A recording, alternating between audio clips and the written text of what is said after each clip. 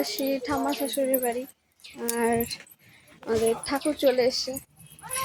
চলো ঠাকুর আনছে দেখি। জয় মা বিপদনাশিনী, সবাইকে রক্ষা করো। দাদু ঠাকুর নিয়ে চলে এলো। সব পুজোর ক্ষেত্রে দেখা যায় ব্রাহ্মণ পরে আসে, প্রতিমা অপেক্ষা করে পুজো নেওয়ার জন্য। আর এই প্রথম দেখলাম ব্রাহ্মণ এসে প্রতিমার জন্য অপেক্ষা করছে। মায়ের মুখটা দেখো একবার, কত সুন্দর মায়ায় ভরা। সে ব্রাহ্মণের হাতে হাতে সবকিছু গুছিয়ে দিচ্ছিল। ব্রাহ্মণ ঘটে সিঁদুর দিয়ে জল ঘট বসাচ্ছিল। আর এখানে 13টা প্রদীপ, 13 রকমের ফুল, 13 রকমের ফল, সবকিছুই নাকি 13 রকমের লাগে। আমাদের সবকিছু রেডি, ব্রাহ্মণ এখন পুজো করে দিলেই হয়। মাকে 13 প্রদীপ দিয়ে বরণ করে নিচ্ছে। সবাই পুজো দেখার জন্য এসেছে, আর আমিও বসে বসে পুজো দেখছিলাম।